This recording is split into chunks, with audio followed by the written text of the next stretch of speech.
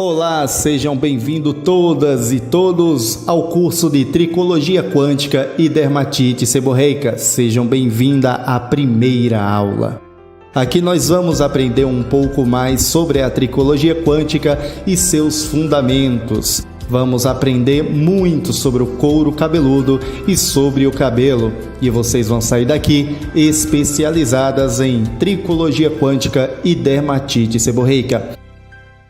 Mas antes disso, vamos entender um pouco mais sobre a história dessa profissional maravilhosa, Sol Lima. De acordo com seu relato, iniciei minha carreira por volta do ano de 1989, há mais de 30 anos. Foram momentos bastante difíceis, pois acabara de passar por uma separação no meu casamento e fui, dentro desta profissão, lutar pela vida e criar, de forma mais digna possível, a minha filhinha. Ao passar do tempo, fui me especializando em cabelos crespos, pois não existia prancha e assim me tornei a melhor escovista de cabelos crespos e afros naquela região, naquele período. Anos 90 para ser mais precisa. Já ali, me incomodavam bastante não saber resolver os problemas capilares das clientes, como caspa e queda, e mesmo sem recursos tecnológicos dos quais dispomos hoje, e muita escassez no sentido de obtenção de conhecimento, pois morava em uma cidade no interior do Ceará. Mesmo assim, mandava cartas para a Niase, L'Oréal, entre outras, para buscar conhecimento, e elas me retornavam com apostilas educativas. Assim que pude ter acesso a curso, iniciei de fato minha carreira acadêmica junto ao saber. Hoje eu sou pós-graduada em tricologia e terapias capilares. Fiz terapia capilar quântica, tenho diversos cursos na área capilar, em terapias capilares, curso em colorimetria, cosmetologia, geometria do corte, aromaterapia, entre diversos da área e afins, e ainda outros, inclusive especialmente nas áreas voltadas à tricologia. Me apaixonei pela tricologia há muitos anos e desde então ela se tornou o meu grande amor. É com muita satisfação que venho aqui compartilhar com vocês um pouquinho do conhecimento que tenho dentro desta área. Como você mesma pode verificar, é uma demanda desatendida e uma lacuna disponível que faz parte da tricologia. Agora, se arme de caneta e caderno e papel para anotar tudo e reveja as aulas sempre que tiver dúvidas, ok? Vamos iniciar nossa jornada rumo ao conhecimento?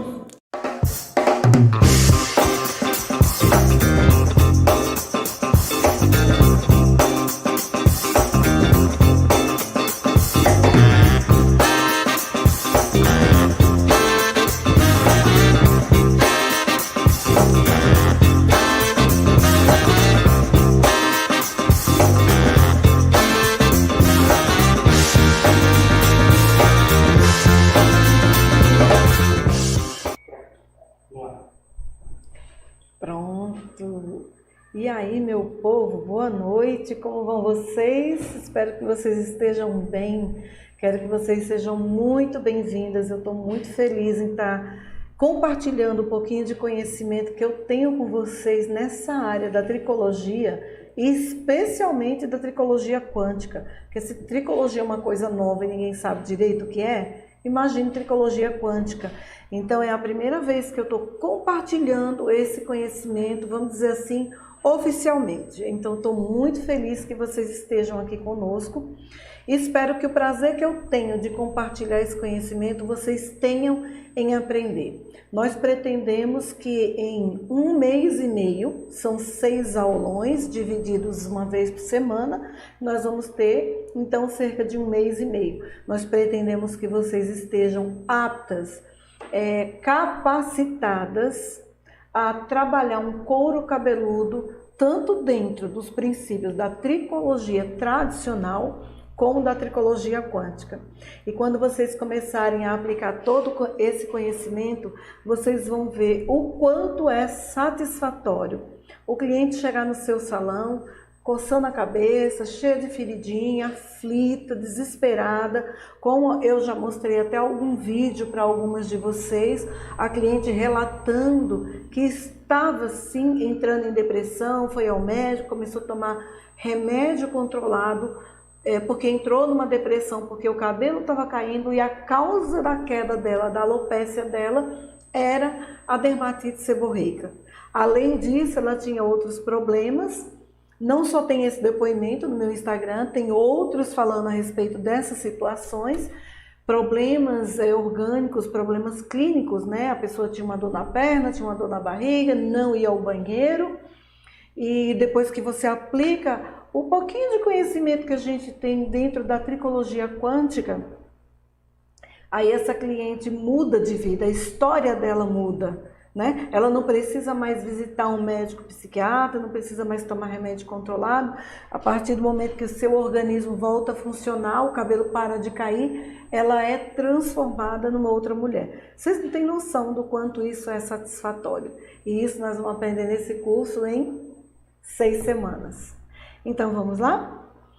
Esse primeiro momento nós vamos aqui abordar o tricologista, que é o terapeuta quântico, que é o cabeleireiro. Aqui é a minha grade curricular, eu não vou ler, mas vai ficar gravada a aula e vocês podem ler. Voltando aqui um pouquinho, esse aqui faz parte do meu currículo, né? Eu sou tricologista, terapeuta capilar quântica, cabeleireira há mais de 30 anos.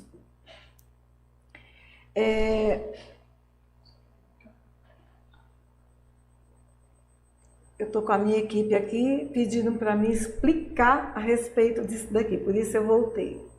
Como eu disse a vocês, eu sou tricologista, sou formada, né, eu tenho uma pós-graduação em tricologia e nós vamos, vai ter uma aula específica, a gente explicando quem é esse profissional. Sou terapeuta capilar quântica, terminei esse curso ano passado, um curso que eu paquerei muito, que eu desejei muito e graças a Deus deu certo, eu fiz.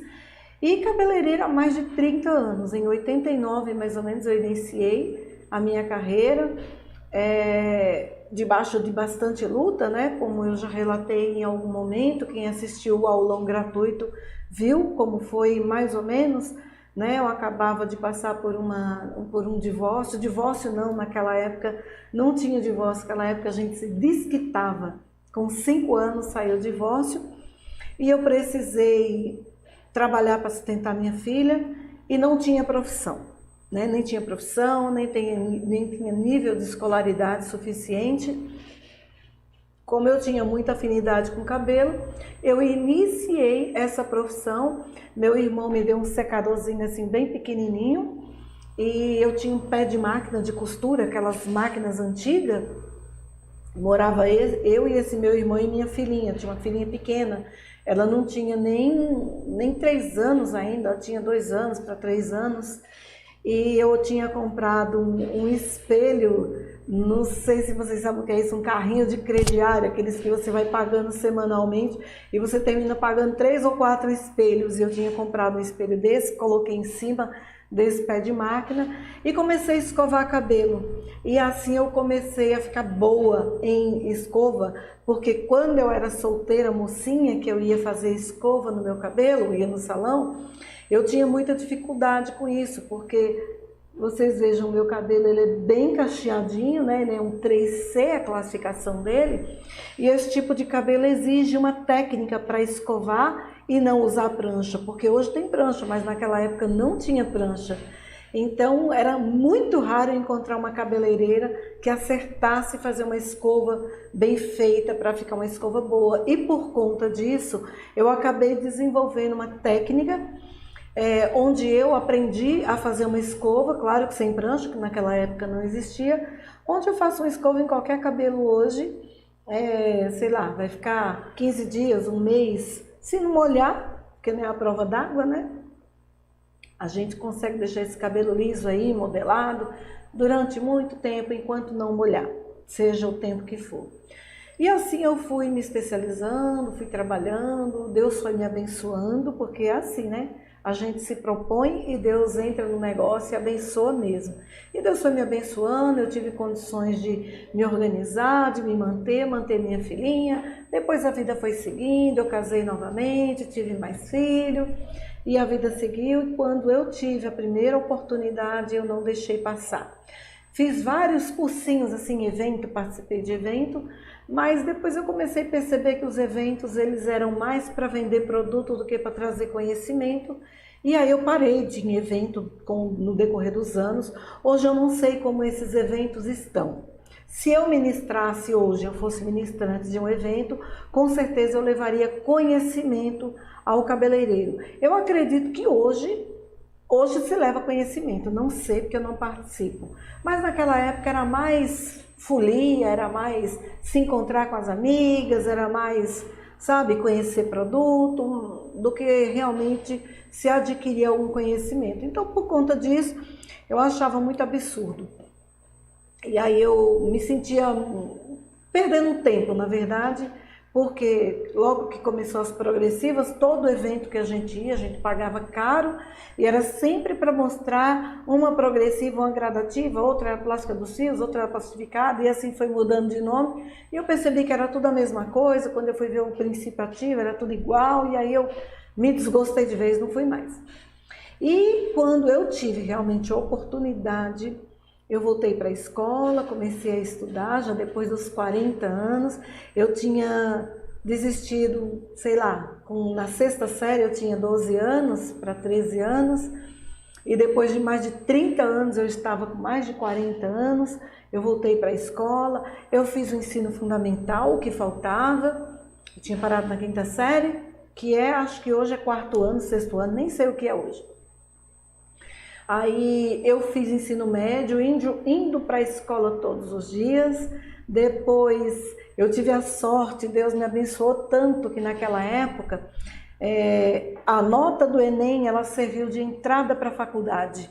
Então eu fiz Enem, tirei uma boa nota, não sei, Deus mesmo no negócio, e aí eu consegui entrar como bolsa integral pelo ProUni em uma faculdade particular na Universidade Anhanguera, uma instituição muito poderosa, muito bem conceituada no mercado. E aí eu fiz um curso superior e depois isso me propiciou a fazer cursos de pós-graduação. E nós vamos conversar sobre isso, aí é onde entra essa área da tricologia, e nós vamos conversar sobre isso. E aí nesse ínterim depois eu fui só fazendo cursos de verdade, cursos embasados em ciência e não evento eu não fui mais. E aí fui acumulando ao longo dos anos todo esse conhecimento, e continuo, hoje eu estou matriculada em uma graduação de nutrição, porque dentro da tricologia quântica, vocês vão ver mais na frente que a gente mexe muito com relação à questão da alimentação do cliente. A gente tem que adequar a alimentação, introduzir algumas coisas, não suplemento, eu não faço suplementação, eu não tenho atribuição nem competência para isso enquanto cabeleireira tricologista quântica. Mas aí por conta disso eu senti necessidade de ter uma outra formação nessa área, e aí me inscrevi num curso de nutrição, no curso superior de nutrição. Dei uma paradinha esses dias e estou retornando, possivelmente nesse próximo semestre eu volto para concluir meu curso. E dentro desse contexto venho fazendo diversos outros cursos e a vida que segue. E aí eu acho que eu sempre digo isso, conhecimento ele é para ser compartilhado. Esse é o nosso legado.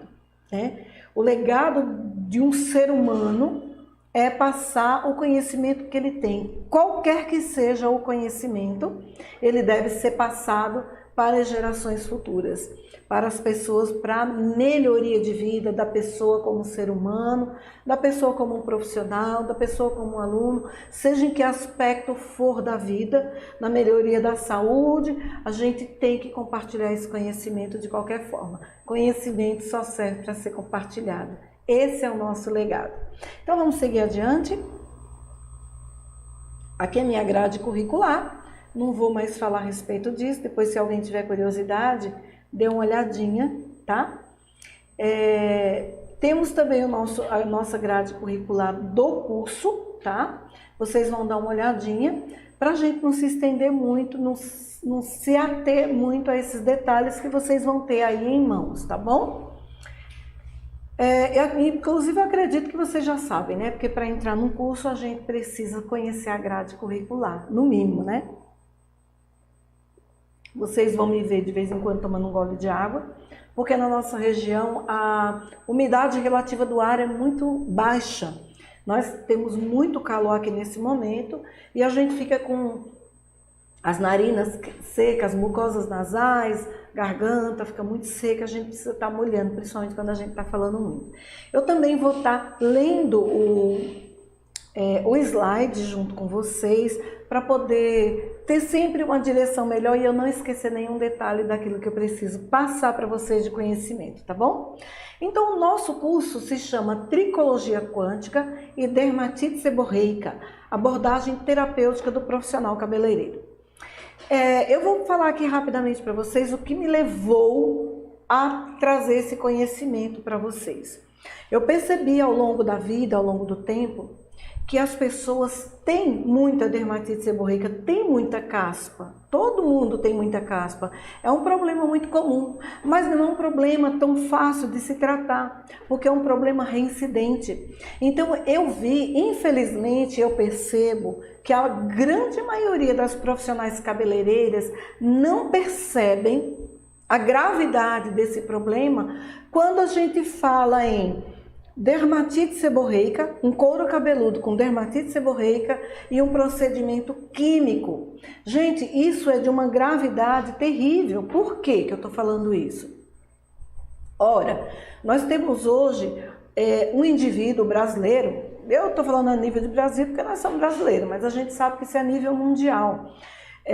Todo mundo está com os níveis de estresse lá em cima, né? As pessoas têm problema com a família, têm problema com o marido, têm problema no trabalho, corre, de manhã estuda, durante o dia estuda, à noite vai para a faculdade, tem que dar conta dos filhos, sai do salão, corre, vai fazer almoço, menino que dá trabalho na escola, é uma vida, vamos dizer como a gente fala aqui, aperreada, muito. Tudo isso eleva os picos, a gente fica tendo picos de estresse. O que significa isso na prática? Cientificando isso para a gente agora. Quando eu tenho picos de estresse, o estresse ele é uma situação em que o indivíduo entra, um estado em que o indivíduo entra, para que ele fique alerta. Então, para que ele fique alerta, é preciso que no sangue seja liberado algumas substâncias como cortisol, como adrenalina, que são hormônios para deixar a pessoa ativa mesmo. Se você está fugindo de um dinossauro, se tem um cachorro bravo, mas você está correndo, o que te faz se movimentar e correr e agir é justamente esses hormônios na corrente sanguínea. Só que eles são hormônios que dentro desse contexto, eles são positivos demais, são necessários. Mas no dia a dia, todos os dias, eles acabam trazendo muitos problemas para a nossa saúde. E entre eles baixam a imunidade do indivíduo. Baixando a imunidade, é como se a gente pegasse, saísse da nossa casa e deixasse a porta da frente aberta. Você pode fechar, mas você não passa a chave. Então, fica exposta para quem quiser entrar. Você está sujeito a qualquer momento um ladrão entrar e roubar a sua casa. Isso significa imunidade baixa.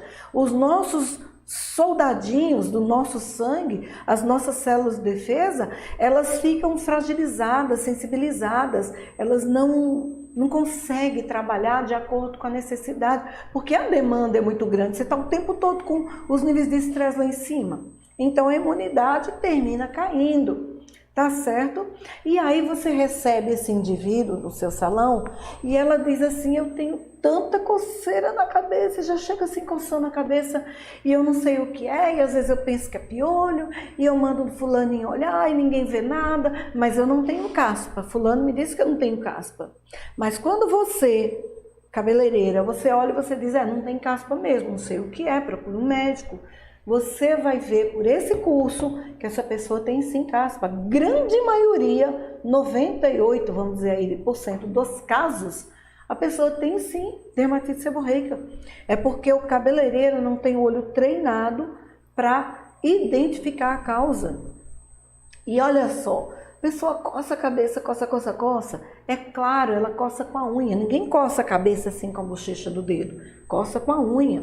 E o que acontece? Fere o couro cabeludo, né? E aí você imagina, você tem uma feridinha no seu braço, aí alguém vem e coloca descolorante no seu braço, na feridinha do seu braço, coloca tinta de cabelo, coloca líquido de progressiva, gradativa, plástica dos fios, sei lá, qualquer coisa de alisamento.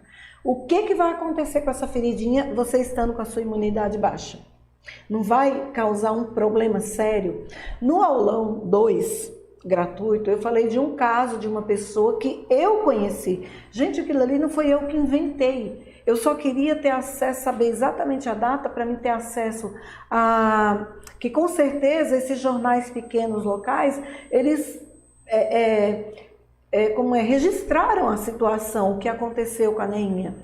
Né? Ela foi para um salão, tinha uma feridinha, uma dermatite, fez um alisamento, criou uma ferida no couro cabeludo dela e com certeza ela tinha um problema psicológico, né? Ela não era 100% normal.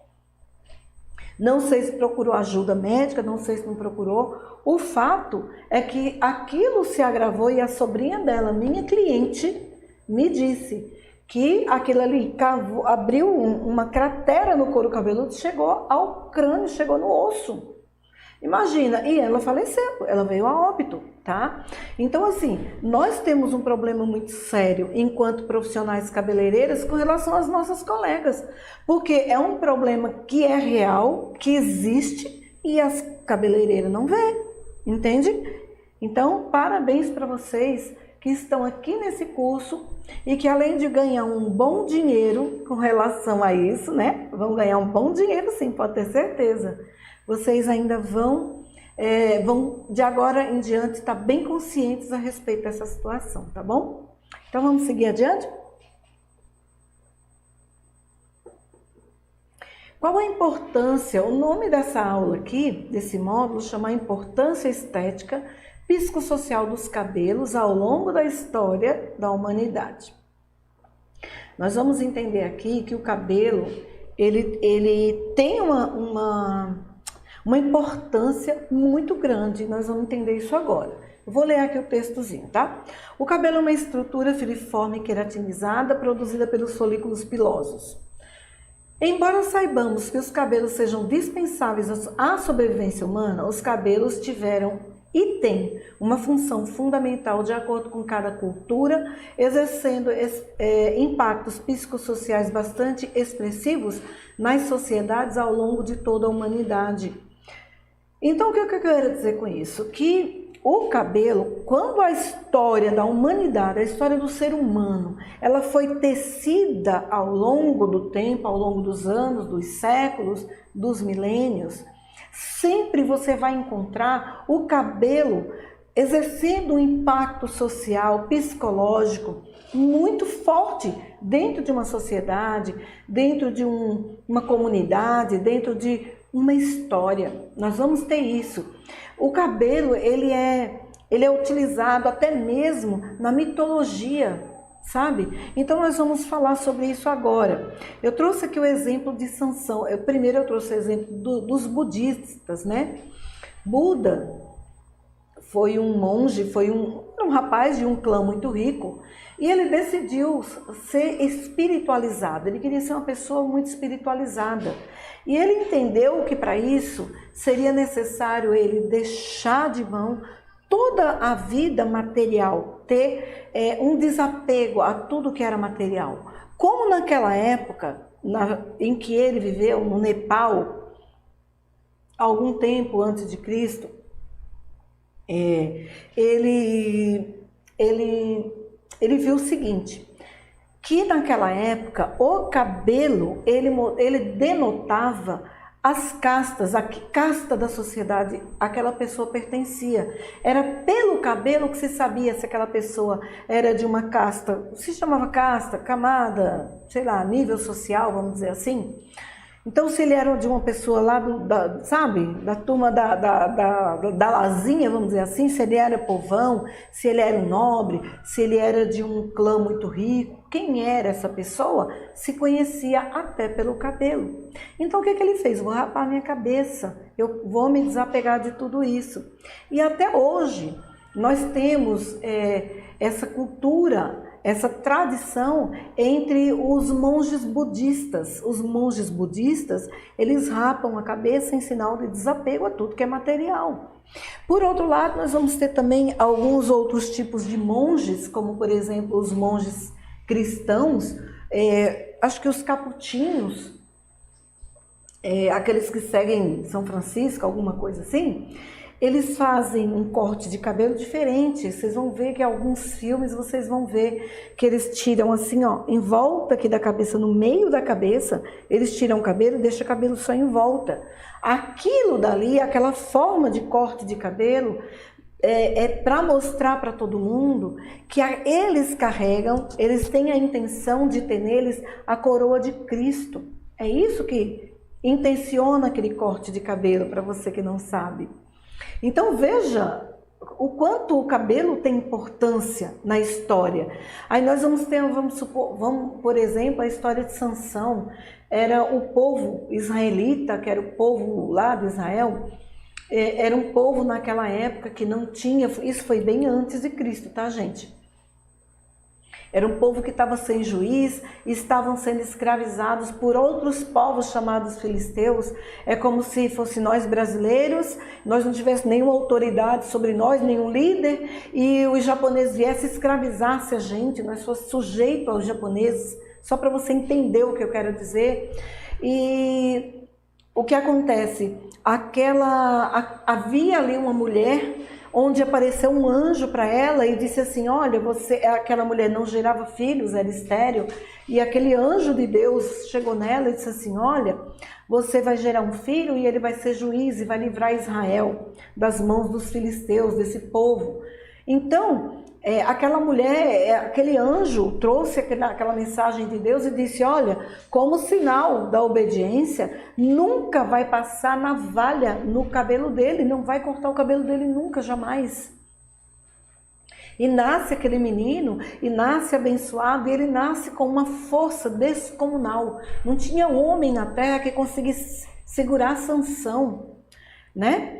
E aí ele se envolve lá com a mulher, e nesse envolvimento ele acaba perdendo, ele acaba sendo cortado o cabelo dele, ele perde toda a força dele, porque a força dele não estava exatamente no cabelo, mas no que o cabelo dele simbolizava, que era a obediência dele a Deus.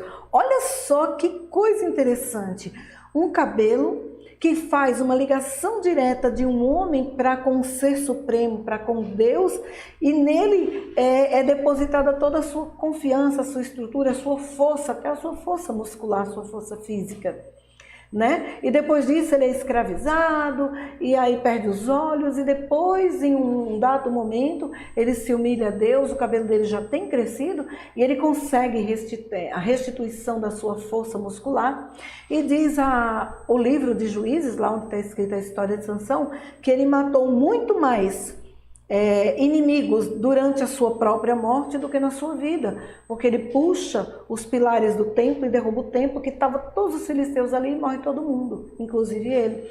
Então veja que história interessante que traz o cabelo como exemplo para nós, não é verdade? Nós vamos ter, dentro da mitologia grega, Afrodite, né? Os gregos gostavam muito de mitos. O que é um mito? É uma história que não é verdadeira, mas que serve de exemplo ali, que as pessoas levam aquilo a sério para as suas vidas, né? E dentro da mitologia grega eles tinham uma deusa chamada Afrodite, né? E ela se vestia, vamos dizer assim, das suas longas madeixas louras, né?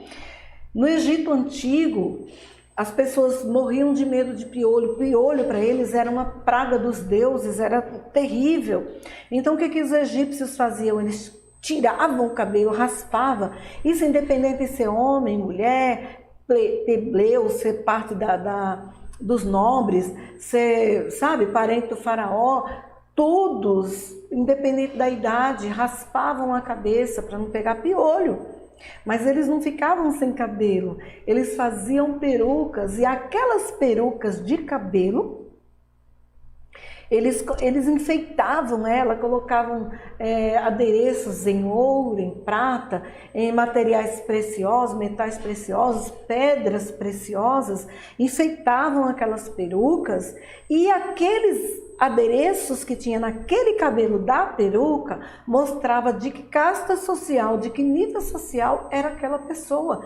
Quem tinha um cabelo, uma peruca mais simples, sem adereços, era uma pessoa mais pobre. Quando os reis, os faraós, as esposas dos faraós, os filhos, né, os nobres usavam muita coisa, muito adereço, muito ouro. Então eles tinham várias perucas. Isso denotava como eles eram ricos, né? Fazia parte da nobreza. Então, vão só entendendo, eu estou trazendo isso para vocês entenderem o quanto o cabelo é importante. Muitas vezes o cliente chega no nosso salão com a cabeça coçando e dizendo, eu estou para entrar em depressão. Ele está falando sério, ele está realmente, você tem que levar isso a sério.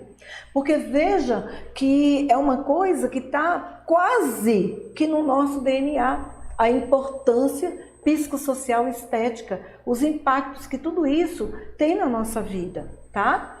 Então, olha, nós temos doutrinas cristãs que nasceram lá em 2000 e tanto, depois da morte de Cristo, que prega que não se deve cortar o cabelo. E temos doutrinas cristãs hoje, 2022, onde mulheres não cortam os cabelos baseado no texto bíblico que foi escrito lá atrás.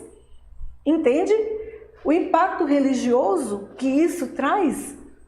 Entende isso? Então, existem tribos indígenas e tribos africanas e tribos chinesas, orientais, onde a forma... Eu vi uma entrevista não tem muito tempo, eu não lembro, foi em algum lugar na internet, eu vi essa entrevista. Eu achei interessante assistir. As mulheres daquela região ali, eu não lembro qual era o lugar, gente, mas tribos orientais, desse pessoal do olhinho rasgado, e tribos africanas, a forma como as mulheres penteiam o cabelo, enrolam, faz aquele coque, ou usa solto, faz aquele trançado, alguma coisa, denota se ela é viúva, se ela é casada, se ela é solteira totalmente disponível, se é virgem. Se não é virgem. Veja só que coisa interessante. O impacto que isso tem dentro de uma comunidade, denotar se a pessoa é virgem ou não, se aquela mulher já é viúva ou não, né? Se é casada ou não, pelo cabelo. Olha só que coisa importante, né? E para a maioria das mulheres, apesar das diversas mudanças culturais, os cabelos podem ter um cunho de sedução. Vamos dizer aqui no nosso Ocidente, né? Estados Unidos, Europa, Brasil, esse nosso lado aqui, uma mulher que ela quer ter um visual atraente, quer ser aquela mulher caçadora de homens, aquela mulher toda sensual. O que ela faz? Ela deixa o cabelo crescer, ela corta em longas camadas, faz aquele penteado todo cheio de ondulações. Isso dá a ela um ar mais sensual. Quando uma mulher, por exemplo, é uma engenheira, vamos dizer aí uma engenheira civil, então ela vai trabalhar numa obra, ela vai comandar 2.000 peões, 2.000 homens, né? O que ela faz? Você acha que ela pode chegar com esse cabelo todo sensual? Não, gente, não. Ela precisa pegar, se ela gosta de cabelo longo, ela é uma mulher sensual, ela não pode ser ali dentro da obra. Ela pode ser nas noitadas, nas baladas da vida, mas ali ela vai juntar o cabelo aqui, vai fazer um coque baixo, ela vai, principalmente que ela tem que usar capacete, ou ela vai fazer um corte de cabelo retinho, bem lisinho, bem retinho, borcadinho. Por quê? Porque isso dá um ar mais severo, mais sério, mais seriedade, né? É uma mulher mais centrada, pisa mais no chão, é mais séria. Isso impõe seriedade, a gente passa alguma imagem para outras pessoas por meio do nosso cabelo, pela maquiagem, pelas unhas, pela vestimenta. Não é verdade? Não é assim que funciona? Vejam também que coisa interessante quando uma mulher... a gente vê muito isso na internet. Essa semana eu vi isso. Às vezes uma pessoa, ela vai fazer um tratamento sério, tá com uma doença séria, e ela vem, sabe, ou a mãe dela com a irmã, um amigo, um marido, alguém, ela vai raspar e ela coloca a câmera, como eu tô aqui com vocês, coloca a câmera e vai raspando, e aquela pessoa que está raspando a cabeça dela, ela pega ela mesma e raspa próprio cabelo. Às vezes é a mãe, uma irmã, uma amiga, um marido, uma filha. Aquilo dali, gente, tem uma simbologia tão profunda, tão emocionante, que até a gente chora. Porque aquela pessoa que vai passar por aquele tratamento, normalmente é um câncer, vai passar por uma quimioterapia, a angústia de ver o cabelo cair todos os dias aos tufos, sai muito mais barato para ela emocionalmente, ela arrancar o cabelo dela mesma com a maquininha. E quando aquela pessoa pega a sua maquininha e passa no próprio cabelo, ela está passando a mensagem mais importante, aquilo ali. Se aquela pessoa viver 100 anos, ela vai sempre lembrar daquela situação, daquele momento, porque era uma coisa que estava trazendo uma extrema angústia, tribulação, uma tristeza na sua alma. E aquela pessoa, ela se sentindo sozinha, poxa, eu vou ter que fazer isso, só eu vou passar por aquilo. E chega alguém e faz isso, é como se dissesse assim, tô com você, você não tá sozinha, sou tua amiga, tô aqui do teu lado, eu tô contigo em tudo, a prova é esse daqui, ó. E tira o próprio cabelo. Então veja o quanto o cabelo tem uma importância, como eu digo para vocês, estética, psicossocial, emocional, em todos os aspectos. Então a gente precisa aprender a respeitar o nosso cliente quando ele chega com uma queixa de queda, de coceira, tá? E a partir de hoje, mudem, se vocês não tinham essa visão, a partir de hoje tenham, porque isso é fundamental e importante. Olha, quando eu era menina, eu sou de São Paulo, eu fui criada em São Paulo. Década de 80, mais ou menos, sabe? Final da década de 70, década de 80, era o militarismo, né? O nosso sistema de governo era o militarismo. E eu me lembro, eu morava, eu não sei se tem alguém aqui da região, Zona Leste de São Paulo. Se não me engano, a Zélia, ela está no nosso curso, ela é de São Paulo. Zona Leste de São Paulo, anos 70 para 80. Eu lembro que São Paulo costuma ter aquelas padarias enormes, com aquele monte de coisa, e eu não sei hoje, né? Tem mais de 30 anos que nós viemos embora, mas São Paulo tinha aquelas padarias enormes, aí tinha jogo de pebolim, aquelas mesas de pebolim, de bilhar, de sinuca, e os homens gostam de parar naquelas padarias e ficar jogando ali, né? E naquela época eu me lembro que um rapaz, adolescente mesmo, 17, 18 anos, 20 anos de idade, saísse de casa, chegava do trabalho, às vezes uma pessoa decente, direita, saía do trabalho, chegava em casa, tomava um banho, vou ali. E ali jogar e não levasse o documento, então ele era preso, tá? A polícia militar desse uma batida, pegasse sem documento. Isso quem é dessa época sabe que é verdade o que eu estou falando aqui. Pegava e levava, a polícia militar levava, lá eles raspavam a cabeça, aí daí acho que ligava, falava para a família e tal, e sabia que era um cidadão de bem, e aí eles liberavam. E no outro dia aquela pessoa amanhecia com a cabeça raspada. O que acontecia? As pessoas à volta, os vizinhos, as pessoas que conheciam, já tinha aquelas pessoas que diziam assim, fulaninho com o próprio filho, não vai andar com fulano não, ó, deve estar andando com quem não presta, deve estar usando droga, deve estar fazendo isso. O termo que se usava muito naquela época é maconheiro, isso era uma coisa muito pejorativa naquela época, né? Que eram drogas que eram usuais, muito usuais, hoje já tem até liberação, mas naquela época não. Ah, fulaninho é maconheiro, deve ter sido pego aí roubando, sei lá, fazendo o quê, não vai andar com fulaninho mais não. Então assim, imagina, a pessoa tá com cabelo hoje, amanhã sem cabelo, já vira bandido da noite para o dia, mesmo que fosse um cidadão de bem, simplesmente pelo fato de ter a polícia levada e raspado a cabeça. Então vejam o quanto isso é fundamental. Né? Então vou ler aqui esse slidezinho para a gente passar adiante.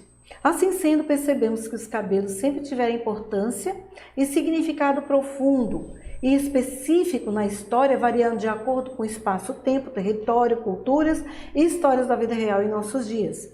É por essa razão que as alterações negativas, quer na haste, quer no couro cabeludo, muitas vezes assumem um papel de destaque na vida do indivíduo, podendo gerar diversos distúrbios psicológicos, de acordo com a forma que o sujeito se vê no mundo, no desenvolvimento dos seus diversos papéis sociais.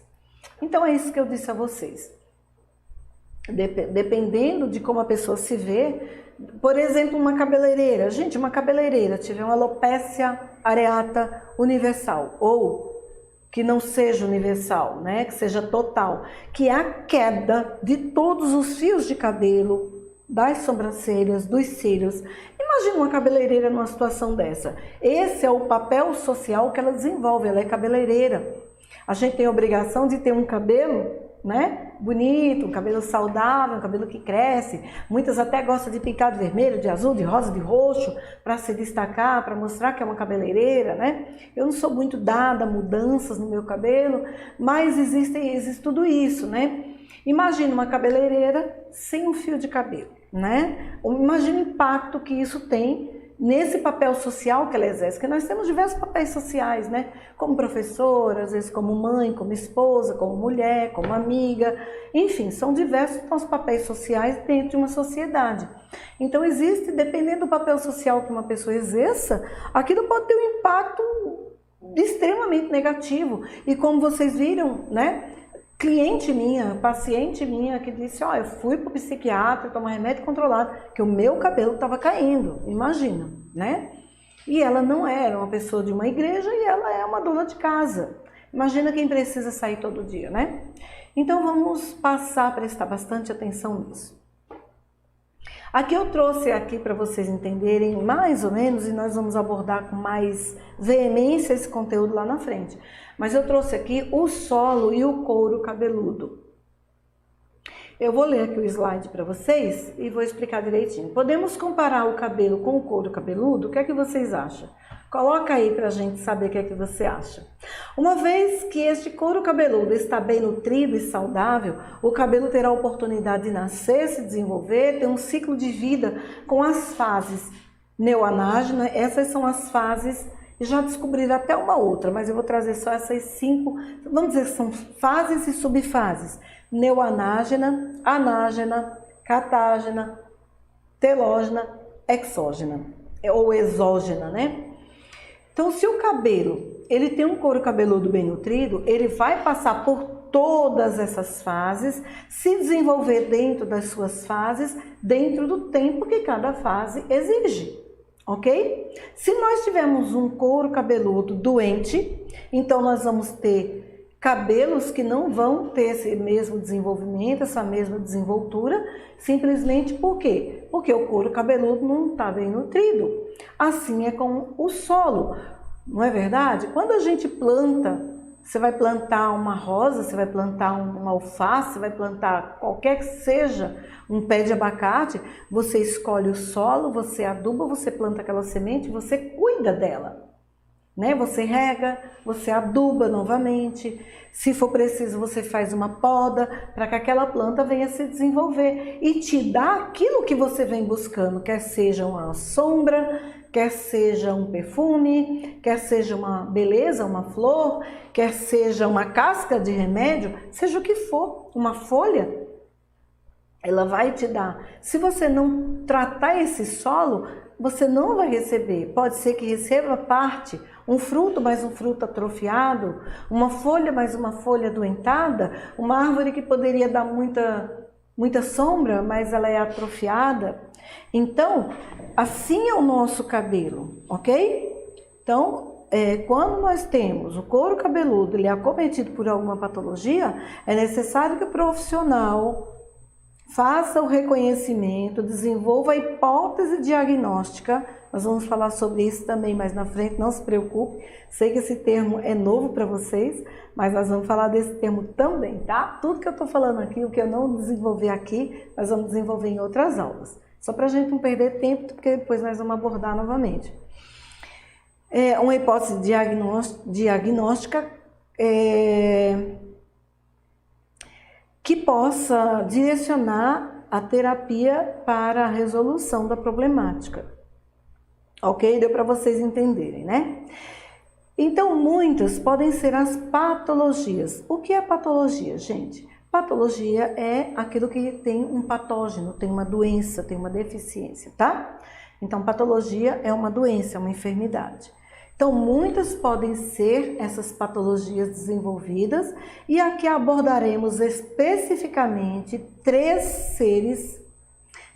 por serem as mais comuns e foco do nosso estudo. Psoríase, dermatite seborreica e alopécia por dermatite seborreica. Antes de ver essa temática, vamos conhecer melhor alguns conceitos e a legislação vigente a esse respeito. Vamos seguir adiante então? E aqui nós encerramos o módulo 1. Vou passar para o módulo 2 e nós vamos hoje entender o conceito de tricologista, terapeuta capilar e as legislações vigentes. Então, quem é o tricologista? Tricologista é aquele indivíduo que ele fez uma graduação em qualquer que seja a área do conhecimento, ele se graduou, ele fez um curso superior e a tricologia é uma área onde ela é um curso de pós-graduação, ou seja, só se torna tricologista quem tem uma graduação, ok? Ele é o indivíduo que tem a formação a nível de pós-graduação com certificado emitido por uma instituição vinculada ao Ministério da Educação, o MEC. Até o momento não existe uma graduação em tricologia, ok? Tricologia é uma área, na verdade, nós vamos ter a medicina, dentro da medicina nós vamos ter a dermatologia. Dentro da dermatologia vai ter um braço da dermatologia que vai estudar a tricologia, tá bom? E essa tricologia, ela pode ser estudada por qualquer pessoa, porque a tricologia nós vamos ter aí a tricologia médica e a tricologia em outras áreas, e nós vamos ver isso agora. Nós vamos ter os tricologistas médicos e os tricologistas não médicos.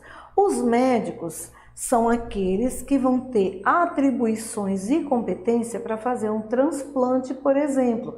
Aquela cirurgia, ele tem que ser um médico cirurgião e tem que ser um médico que tenha conhecimento de tricologia dentro desse contexto. É um conhecimento que eu sou tricologista, não médica e não tenho, ok? Ele vai fazer aqui, ó, vai fazer a retirada de áreas que a gente chama de áreas doadoras. É como se ele estivesse tirando um pezinho de cebolinha, tira dali, planta em outro lugar e vai repondo onde falta, tá? Isso é uma atribuição,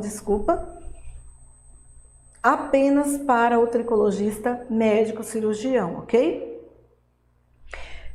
Nós vamos encontrar tricologistas também formados em áreas como, por exemplo, enfermagem, biomédicos, farmacêuticos e áreas afins. Esses profissionais, eles vão ter a atribuição de fazer, por exemplo, um procedimento chamado intradermoterapia. O que é isso? A pessoa tem uma alopécia, tem um tipo de queda de cabelo que exige, às vezes, a potencialização. Para potencializar o tratamento, o que ele faz? Ele pega ali uma substância, tá? Um ativo, coloca numa seringa e aplica no couro cabeludo. Quem deu atribuição e competência a esse profissional para exercer esse tipo de função, para fazer esse tipo de procedimento? A formação dele. Ele é o que? Ele é um biomédico, ele é enfermeira, ele é um farmacêutico. Ele já é um procedimento que ele já aprendeu lá na graduação dele. Enquanto existem outras áreas, como por exemplo, o psicólogo que faz um curso de tricologia, uma nutricionista ou outras áreas, como a gente vê, muitos tricologistas na área de marketing, como a gente vê, tem uma tricologista muito conhecida, né? Ela é autodidata, diga-se de passagem, ela diz que é autodidata e ela é formada em marketing, né? E nós vamos ter diversos outros profissionais com formação de nível superior que não são dessa área específica. Então, quem vai dar a atribuição do que eu posso fazer ou não exatamente vai ser a minha graduação e não a pós-graduação em tricologia, ok? Vamos passar adiante. Embora que exista o curso de tricologia clínica, eu conheço pouquíssimas faculdades que têm esse curso, é um curso presencial, é uma formação a nível de pós-graduação. Eu só conheço a Embi Morumbi, uma faculdade que tem em São Paulo, e tem uma, se não me engano, na Paraíba, tá? Que fornece, que dá esse curso de tricologia clínica. Não é a minha formação. Eu acredito que dentro da tricologia clínica, talvez a pessoa ganhe esse tipo de atribuição. Infelizmente, aqui para a minha região, não temos esse curso ainda, mas na hora que tiver, eu estou dentro. Assim Deus me ajuda, assim Deus me abençoe. Então, deu para vocês entender claramente quem é tricologista, né? Então, resumindo, tricologista é a pessoa que tem uma formação a nível superior, uma graduação, tá? Um curso superior, e depois desse curso superior, ele fez uma pós-graduação em tricologia, qualquer que seja a tricologia. E aí ele recebe um certificado emitido pelo MEC, tá certo? Que é o Ministério da Educação e Cultura. Passar adiante? Então, nós vamos ter a Constituição Federal, no seu artigo 205, no caput. O que é caput, gente? Quando você abre a Constituição Federal, você vai ver ali vários incisos, você vai ter o nome da lei, e você vai ter também um texto antes dos incisos, antes da lei propriamente dita. O caput é a parte de cima, é a cabeça, tá? Da lei. Então, no caput, dentro do artigo 205, nós vamos encontrar isso daqui, ó. A educação, direito de todos e dever do Estado e da família, será promovida e incentivada com a colaboração da sociedade. Quem faz parte da sociedade? Eu faço parte da sociedade. Visando o pleno desenvolvimento da pessoa, seu preparo para o exercício da cidadania, a sua qualificação para o trabalho. Por que eu estou trazendo legislação para vocês? Porque eu mesma me preocupei muito com esse lado. Quando eu comecei a fazer cursos nessa área, como tricologia, e trabalhar com couro cabeludo é uma área que deriva da saúde, já não é. O cabeleireiro trabalha com a estética. A gente trabalha com fio, a melhora do fio, restabelecimento, recuperação. Trabalhamos, então nós trabalhamos diretamente com a saúde do fio, mas o couro cabeludo é diferente. Então eu me preocupei com isso e eu busquei as leis, as legislações que possam embasar a nossa prática, tá? Então eu comecei por aqui, encontrando esses artigos que me dão respaldo legal para mim passar o conhecimento que eu tenho para vocês.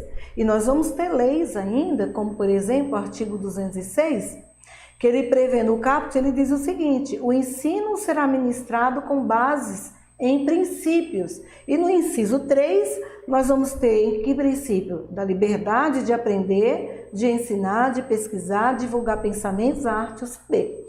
Então aqui já me embasa enquanto pessoa da sociedade que transmite conhecimento. E embasa vocês enquanto pessoas que fazem parte dessa sociedade e estão buscando qualificação e para o trabalho, para o exercício da profissão, certo? E aí eu não vou discorrer aqui com esses decretos, deliberações, leis, nós vamos ter vários dispositivos legais que nos dão embasamento com relação a essa questão. Aprendizado, transmissão de conhecimento de um lado, professor, e a captação de conhecimento do outro lado, aluno, docente e discente, tá? Então, se eu tenho um dispositivo legal, dispositivos legais que me embasam para o pleno desenvolvimento da transmissão de conhecimento e a você recepção de conhecimento, então eu apertei aqui no lugar errado, né? É que eu tô com a equipe aqui, viu, gente? E eu apertei aqui uma coisinha no lugar errado. Pronto. Então, se eu tenho isso, como que eu não vou ter a condição de exercer essa profissão? Tá certo? Então, vamos passar aqui adiante. Eu trouxe aqui só para vocês entenderem o que é um curso livre, porque nós vamos ter, dentro da modalidade da legalidade, eu quero dizer a vocês que tudo isso, tanto o curso livre, o que é um curso livre? É um curso que não está dentro da grade, que essa grade curricular desse curso não passou pelo MEC, o MEC não precisou da aprovação do MEC, tá? Então, nós não vamos ter a chancela do MEC para um certificado, mas nós temos embasamento legal. Vocês viram aí os dispositivos da lei que nos embasam e que nos dão essa condição, tá certo? Então, isso é um curso livre. Curso EAD é educação à distância, que é exatamente essa modalidade, né? Que muita gente desprezou muito, muitos conselhos federais de algumas profissões desprezaram muito essa questão da educação à distância, mas agora, nesse momento de pandemia, nós vimos o quanto isso teve peso, importância e cresceu e ficou abrangente. E todo mundo viu que dá para estudar, dá para ter conhecimento.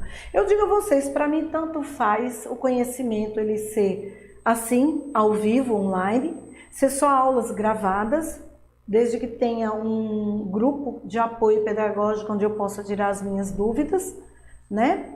Ou se for presencial, para mim tanto faz. Às vezes eu até prefiro assim, online, porque online você vai ter acesso a esse curso durante um ano, né? E quando você participa de um curso presencial, você tem ali e acabou, né? Aí você vai consultar material didático, mais nada, aqui você tem material didático, aqui você tem aulas gravadas, você pode assistir, reassistir quantas vezes você quiser para tirar suas dúvidas. Eu ainda gosto mais de curso online, tá bom? O curso gravado, diga-se de passagem. Então aqui eu trouxe uma fala, né? Uma citação do SINATEM, que é o Sindicato Nacional dos Terapeutas Naturistas, porque em algum nível vocês estão se tornando terapeutas. É claro que terapeuta capilar é um nome, é um tema, vamos dizer assim, que é abrangente, né? Ainda vocês não são, mas eu estou fazendo cursos, vamos dizer assim, parcelado, né? Hoje vocês aprendem tricologia quântica e tricologia dentro dos aspectos da doença dermatite seborreica, mas me aguardem que eu vou preparar mais cursos e vocês, do que depender de mim, vocês vão ser sim terapeutas capilares quânticas, vocês vão ter sim esse conhecimento, no que depender de mim, porque eu estou com a minha equipe aqui, nós vamos trabalhar em cima disso, tá bom? Por enquanto vai ser isso daqui. Então eu trouxe aqui essa fala desse, né, que ele traz dizendo que as modalidades de ensino fundamental, médio, técnico, superior, a legislação brasileira regulamenta a categoria que está fora disso como curso livre, que atende a população com o objetivo de oferecer profissionalização rápida para diversas áreas de atuação no mercado de trabalho, exemplo, informática, atendimento, secretariado, web design, segurança, idioma, culinária, corte e costura, beleza, estética, entre outros, tá? Então foi só aqui para trazer embasamento. Vamos entender agora quem é o terapeuta capilar? Vamos. Então, para mim ser um terapeuta capilar, o que eu preciso? Então, eu preciso ter uma graduação? Não. Você pode ser uma dona de casa. Qualquer pessoa. Quem é o terapeuta capilar? Eu sou uma terapeuta capilar também. Por quê? Porque eu pego o conhecimento da tricologia, porque, gente, tricologia é o quê? Tricos, o nosso idioma, ele deriva do grego e do latim. Então, as palavras que nós temos no nosso vocabulário português, ou elas têm origem no grego ou têm origem no latim, ok? Então, quando a gente fala tricologia, tricos significa cabelo, logos, que é logia, significa estudo. Então, tricologia é o estudo dos pelos, cabelos, couro cabeludo, suas patologias, ok? Então, o tricologista é aquele que tem esse conhecimento. O terapeuta capilar é o que coloca o conhecimento em prática, é o dia a dia, é a praxis. O que é praxis? É o conhecimento teórico associado à prática, ok? Então você pode ser qualquer pessoa, gente, um pedreiro, eu estou falando um pedreiro não porque é uma pessoa sem conhecimento, mas é porque a pessoa que está lá trabalhando pesado, uma coisa completamente diferente. Ele pode sim se tornar um terapeuta capilar, uma dona de casa se torna terapeuta capilar, ok? Qualquer pessoa, desde que seja capaz de absorver esse conhecimento, tá? E colocar em prática. E eu, pessoalmente, Sol Lima, eu acredito que todo ser humano, Deus dotou de capacidade de absorção de conhecimento. Uns com um pouquinho mais de dificuldade, outros com um pouquinho menos, mas todos têm essa capacidade, eu acredito nisso, tá? Então vamos lá. Se vocês não estiverem entendendo, minha gente, vocês vão colocando as perguntas de vocês, porque a equipe está aqui, nós vamos abrir um espaço para vocês colocarem as questões, as dúvidas, e nós vamos tirar todas as dúvidas, tá bom?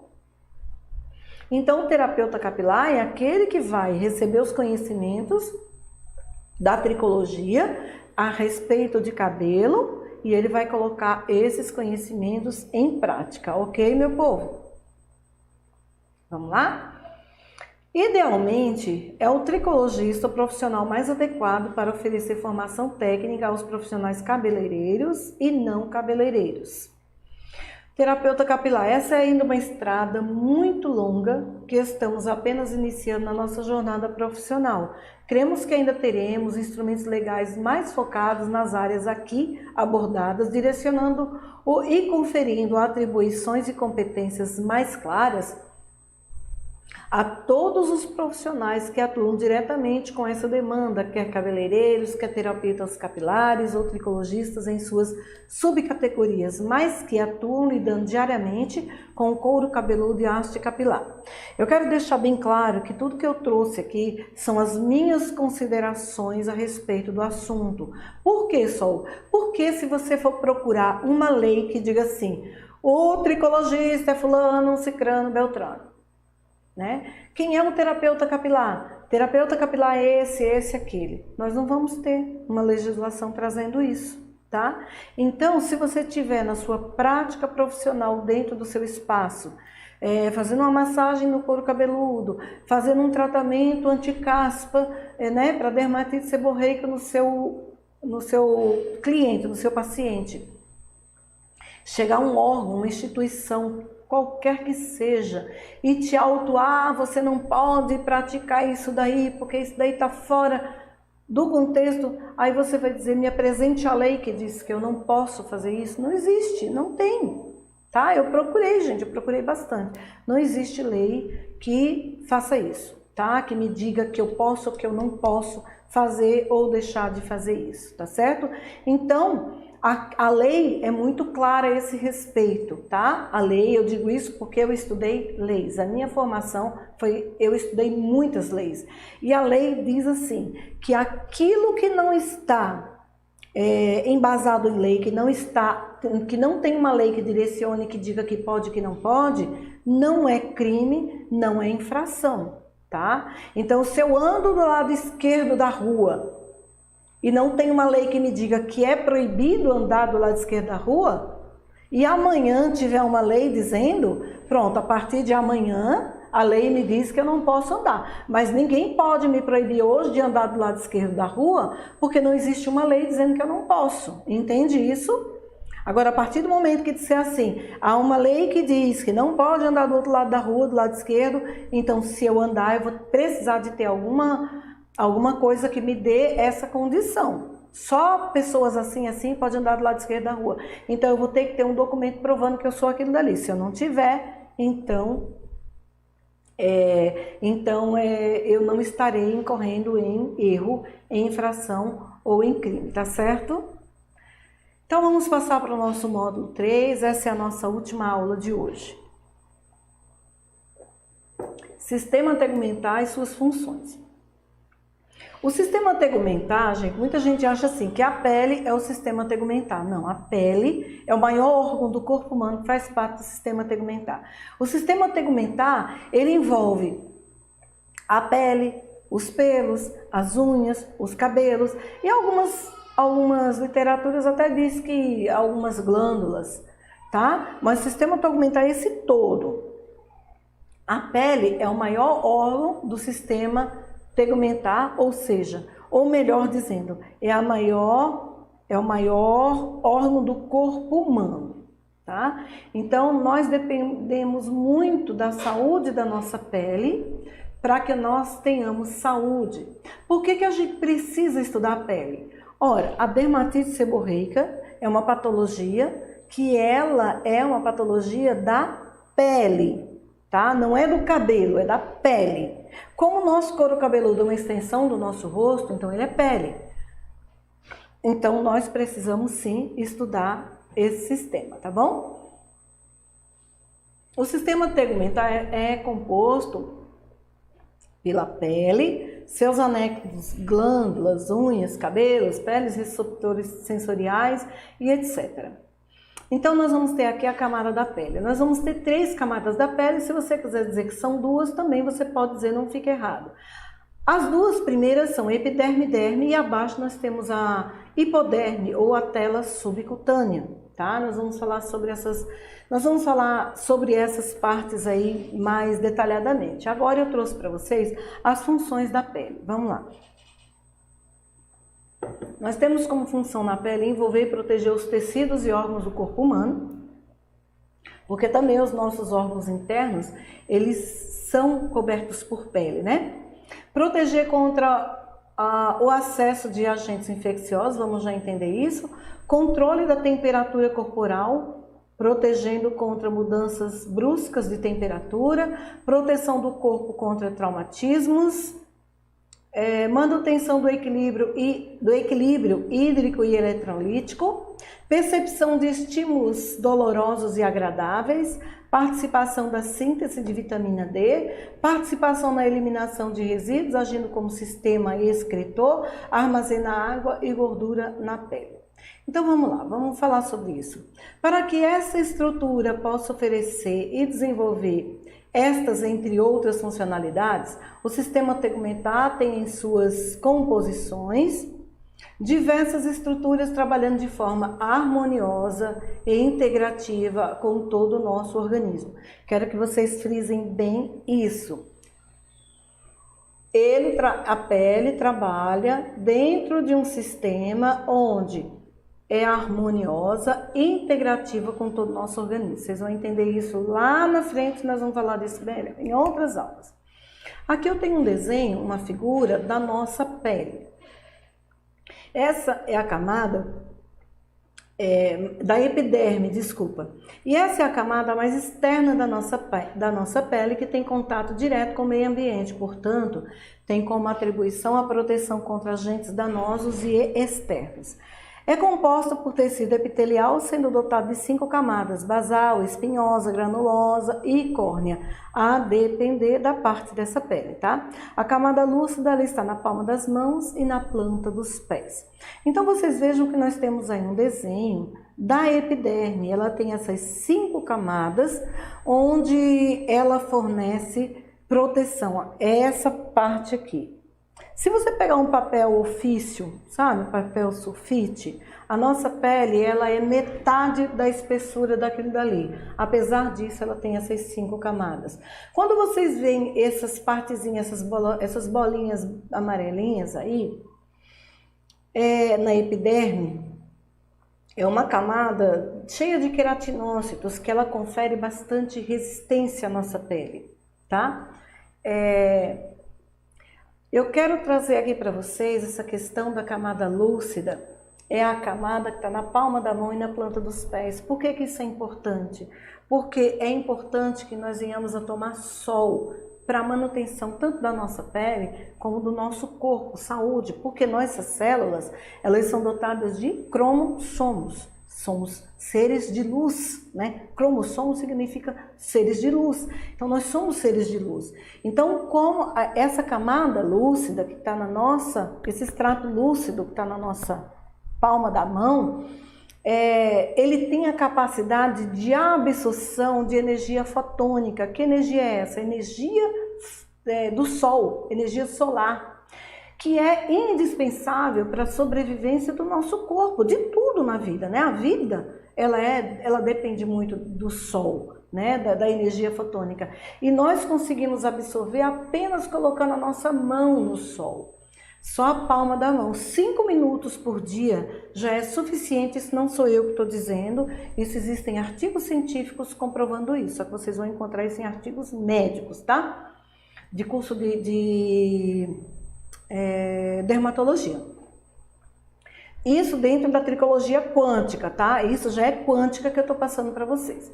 Então, coloca ali a palma da mão, uma planta dos pés no sol durante 5 minutos. É o suficiente para vocês absorverem energia, sintetizar a vitamina D. Vocês viram que a gente falou agora há pouco, síntese da vitamina D? Para você sintetizar a vitamina D, você não precisa ficar 2 horas no sol, de biquíni. Só se você for para a praia, se você quiser curtir tudo. Mas hoje é aconselhável até protetor solar. Por quê? Por causa dos raios nocivos. Mas na palma da mão, você recebendo 5 minutos, já é suficiente para você sintetizar diversos nutrientes do nosso organismo, inclusive a vitamina D, tá certo?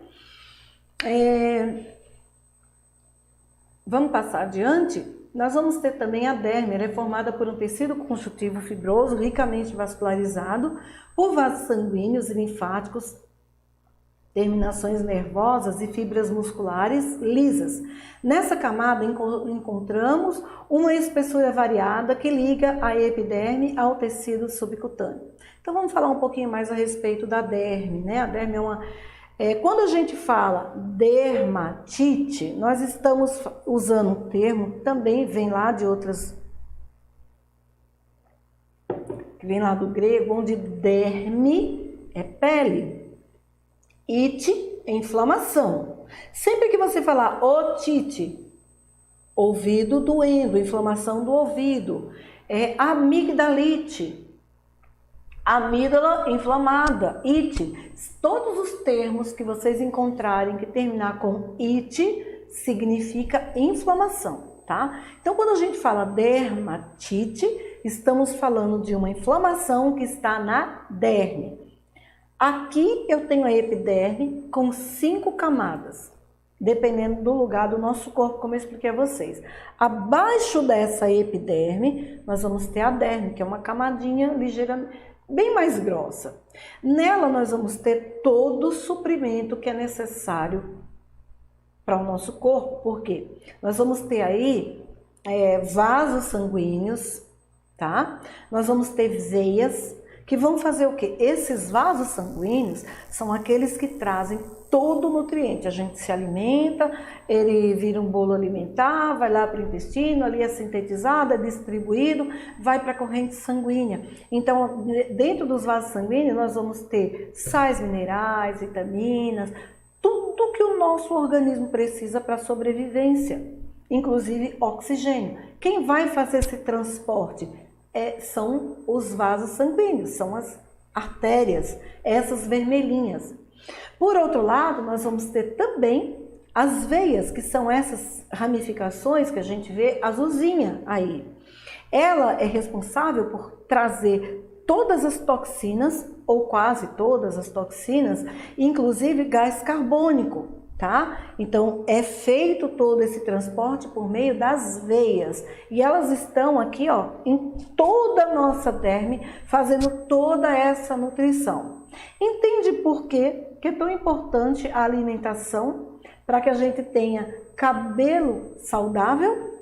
Veja nessa imagem aí, vocês estão vendo aí o folículo piloso, que nós vamos falar já a respeito dele, que ele está aí, ó, a base dele está inserida onde? Na derme.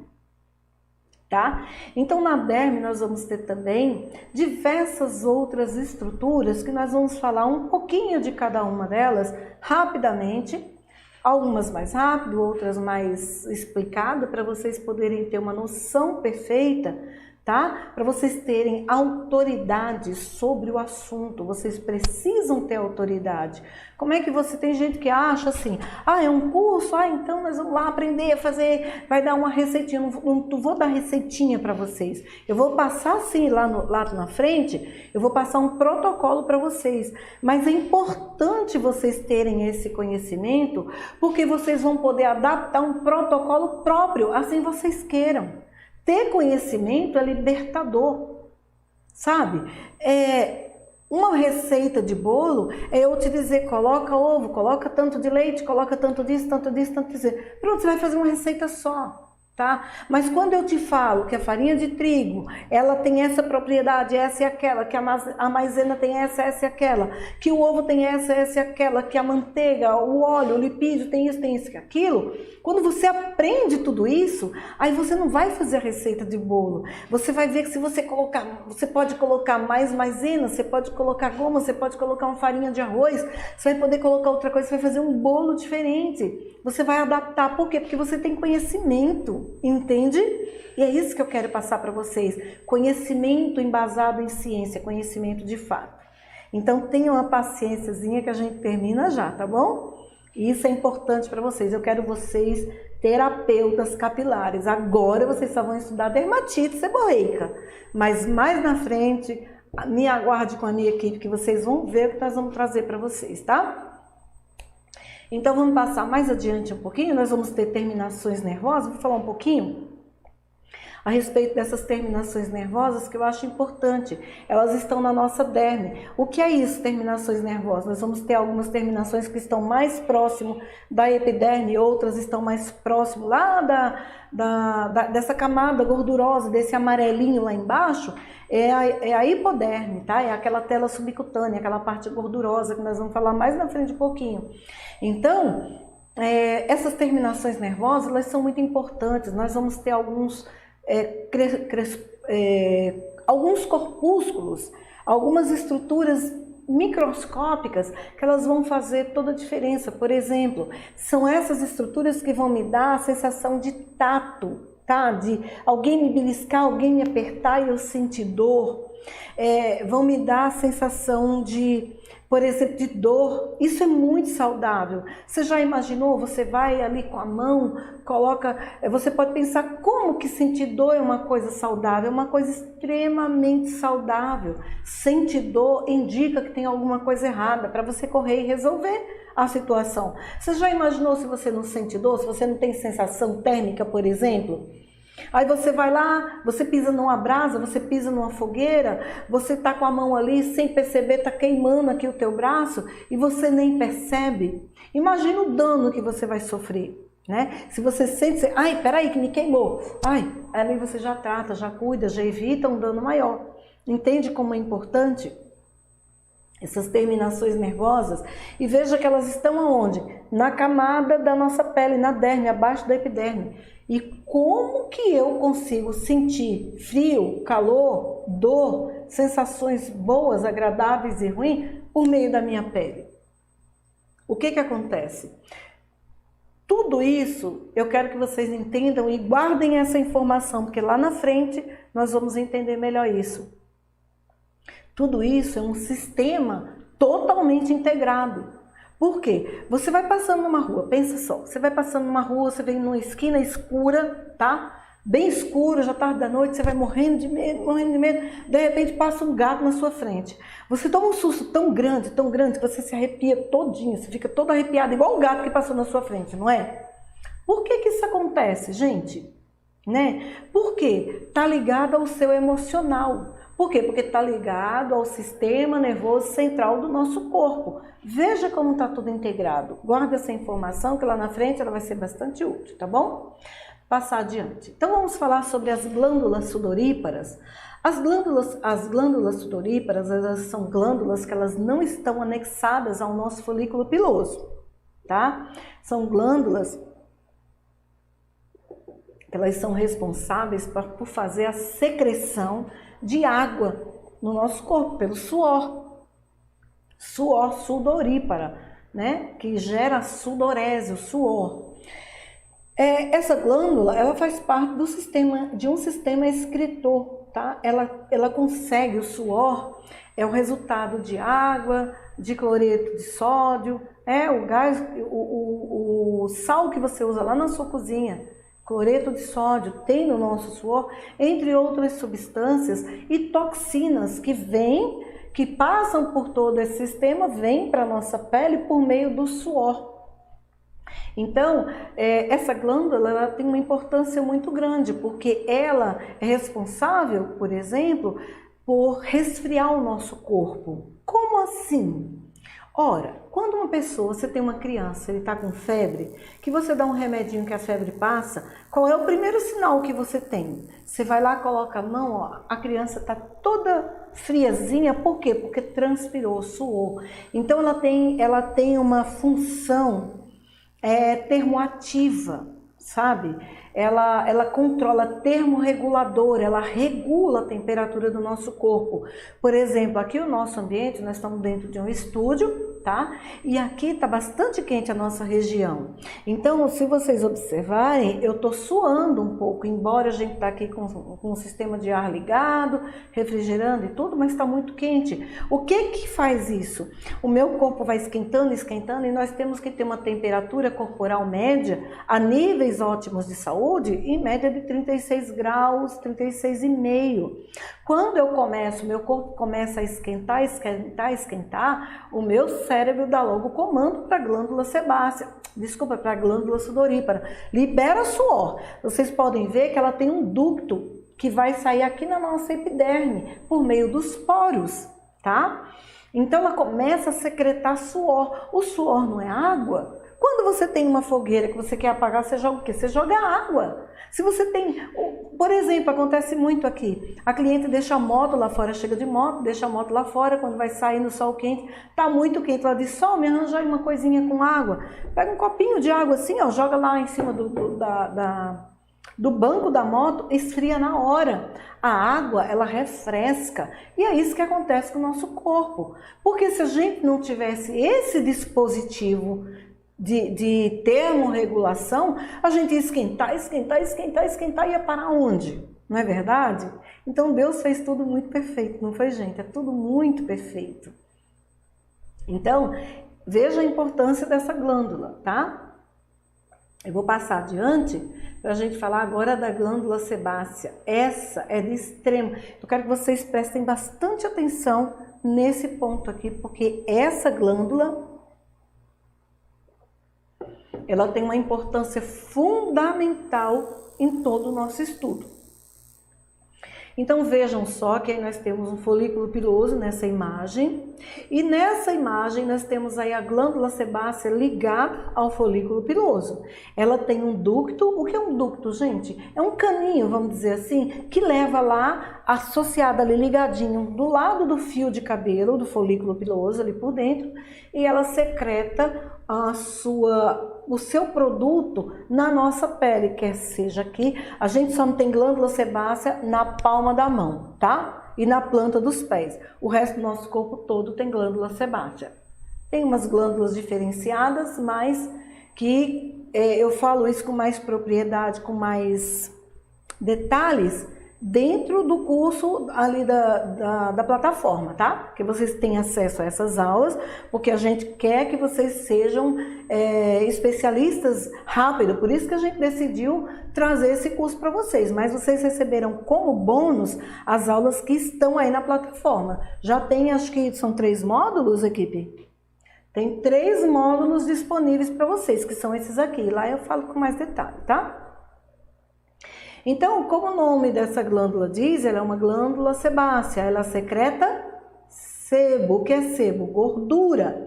Quando a gente tem uma cliente com o cabelo cheio de óleo, que foi produzido pelo seu próprio organismo, a gente diz que o cabelo dela é oleoso, mas o termo correto é seboso. A gente não fala isso porque falar ceboso tem assim um quê de pejorativo na palavra, né? A gente acha ceboso uma coisa nojenta e a gente não usa esse termo, mas esse é o termo correto, tá? Mas não é preciso ninguém falar isso, tá? Ninguém, seu couro cabeludo tá ceboso, o couro cabeludo tá oleoso, cai melhor a gente falar assim.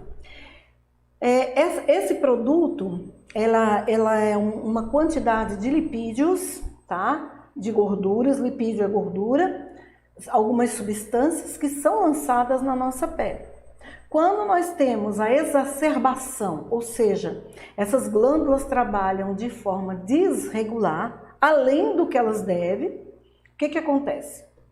Nós vamos ter uma quantidade muito grande de gordura no nosso couro cabeludo. E isso vai trazer prejuízo para a nossa saúde capilar, para o nosso couro cabeludo e até para o nosso rosto. Tá? Então, ela está ligada ao folículo piloso, eu já falei isso, existe praticamente todo um corpo, já falei sobre isso também. O sebo funciona como proteção para a nossa pele e nosso couro cabeludo. Também ele promove maciez e lubrificação, evitando ressecamento. Vejam que pessoas que têm a pele muito oleosa, normalmente essas pessoas elas têm um envelhecimento mais aquém. Vamos pensar numa pessoa, duas pessoas com 35 anos de idade. Embora que dependa de diversos outros fatores, mas pessoas que vivem nas mesmas condições, bebem a mesma quantidade de água, se expõem às mesmas quantidades de horas ao sol, nos mesmos horários. Vamos pensar nessa situação, tá? Que o sol promove muito envelhecimento precoce. Mas vamos pensar numa pessoa duas pessoas com as mesmas condições. Uma tem a pele seca, a outra tem a pele oleosa. A que tem a pele seca, vamos dizer que as duas tenham 35 anos, a que tem a pele seca, ela vai parecer ser bem mais velha do que a que tem a pele oleosa. Por quê? Porque a pele, quando ela não tem oleosidade, ela não tem essa lubrificação, essa maciez, essa sedosidade, sabe? E acaba gerando ruguinhas finas e, com o passar do tempo, rugas mais profundas, tá certo? Então a pele tem essa função, a glândula sebácea tem essa funcionalidade também. Vamos passar adiante? E de quebra serve de quebra não, é muito importante essa função. Ela serve de proteção. A quantidade de óleo que a gente tem na pele, ele acaba formando, porque é assim, nós vamos ter, especialmente o couro cabeludo, nós vamos ter o que nós chamamos de manto hidrolipídico. O que é manto hidrolipídico? Hidro, mais uma vez uma palavra derivada do grego, água, tá? Quando a gente fala em manto hidrolipídico, nós estamos falando da junção do suor com a água. Eu tô aqui com um copo com o suor, com a gordura da glândula sebácea, desculpa aí. Então, quando a gente pensa aqui em um copo de água, se eu colocar óleo aqui dentro, o que vai acontecer? Né? A água vai ficar embaixo e o óleo vai ficar em cima, vai boiar, não é? Porque o peso molecular do óleo é muito maior do que o peso molecular da água. Então, a água vai ficar embaixo, o suor vai ficar em cima. É assim que acontece com a nossa pele e com o nosso couro cabeludo. Nós excretamos pela pele água do suor e gordura da glândula sebácea. Então, nós temos água e suor, manto hidrolipídico. Lipídio, gordura da glândula sebácea, lipídio é gordura, tá? É sebo. Hidro é água do suor, então um manto hidrolipídico. Quando eu tenho esse manto hidrolipídico, a água, ou seja, o suor, ele afunda, ele está em mais contato com a pele, porque é menos pesado, tem menos peso molecular, então ele desce. E a gordura, ela fica mais por cima, e isso traz uma proteção para a nossa pele contra, por exemplo, micro-organismos que possam querer penetrar na nossa pele. Vocês lembram lá na epiderme, na imagem da epiderme? Deixa eu trazer aqui para vocês. Novamente, peraí. Pronto, aqui nessa imagem, vocês vê, parece assim, um monte de bolinha. Isso aí são estruturas da nossa epiderme, queratina, tá? Que se formam como se fosse uma parede, um tijolinho, sabe? Vão se formando e faz essa estrutura aí. E por isso aí, a nossa epiderme, ela é responsável por essa seleção, tá? Ela tem uma função seletiva do que entra e sai da nossa pele. Então, a primeira barreira que os micro-organismos encontram é essa gordura, esse manto hidrolipídico. E logo abaixo, um pouquinho mais abaixo, vai ter como barreira também essa estrutura de queratina, de queratinócitos que está ali, fazendo uma verdadeira barreira. Por isso que a gente diz que ela tem uma função seletiva. Ela escolhe o que entra e o que sai da nossa pele, tá bom? Vejam como é importante isso. Você perdeu uma função dessa, o seu corpo, o nosso corpo, a nossa pele, nosso couro cabeludo, tá exposto. Agora vocês imaginem se a gente tiver um arranhão, se a gente tiver uma feridinha. Quanto mais exposto não está o nosso organismo a micro-organismos para entrar, a patógenos, né? São aqueles micro-organismos que trazem doenças para o nosso corpo, tá certo? Vamos passar adiante? Vocês estão gostando da aula, minha gente? Eu tá meio macento para vocês. Só mais um pouquinho, daqui a pouco acaba, tá bom? Então, o que é o folículo piloso? Eu vou explicar aqui para vocês agora, deixa eu mostrar aqui, ó. Só para vocês terem uma noção. Eu tenho aqui um tecidinho e aqui, ó, eu quero que vocês vejam isso. Vamos dizer que aqui é a pele, tá? Aqui é a pele. O folículo piloso, ele faz isso, ó, ele afunda, ó, ele afunda aqui, ó, tá? Então, o folículo piloso, ele é a nossa pele que afundou, vamos dizer assim.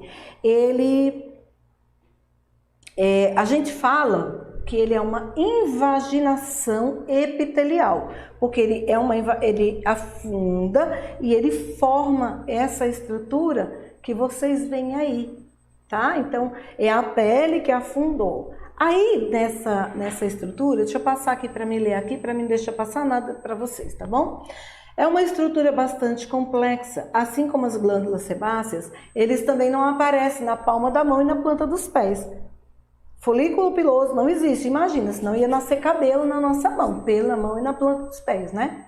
É formado por diversas outras microscópicas estruturas que juntas formam os fios dos cabelos, tanto na pele do corpo, bem como no couro cabeludo. Trata-se de uma invaginação epitelial da epiderme sentido derme, aquilo que eu disse, ó, ela afunda, tá? Sua base é formada pelo bulbo, região onde há uma verdadeira fábrica trabalhando continuamente na produção capilar. Então, agora eu vou explicar agora do meu jeito, do meu jeitinho Sol Lima, peraí. Então, vocês estão vendo aí o folículo piloso, já entenderam o que é isso, né? Pronto. Vocês estão vendo aí a glândula sebácea, não estão? Que é essa estruturazinha que parece assim um monte de bolinha amarelinha, tá? Embaixo, bem aí, nós vamos ter uma protuberância que se chama bulge. Tá? Esse bulge, ele é a fábrica de cabelo. Não é bem a fábrica de cabelo. Ele é uma estrutura que ele produz algumas células que nós chamamos de célula-tronco. O que é uma célula-tronco?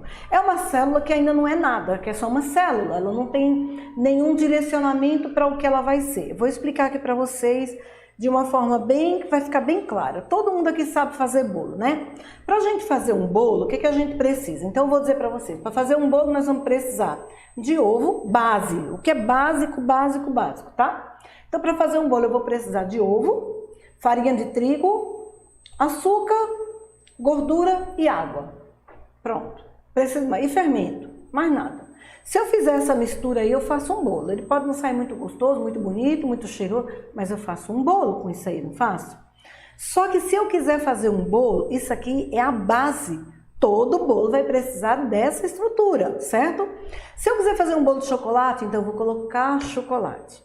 Se eu quiser fazer um bolo decorado, um bolo enfeitado, um bolo recheado, um bolo de casamento, um bolo de aniversário, então eu vou fazer um bolo de ameixa, eu vou fazer um bolo de chocolate, eu vou fazer um bolo de baunilha, então eu vou acrescentar coisas nessa massa. Depois dessa massa pronta, eu vou cortar esse bolo, vou colocar uma calda, vou rechear com um doce bem gostoso.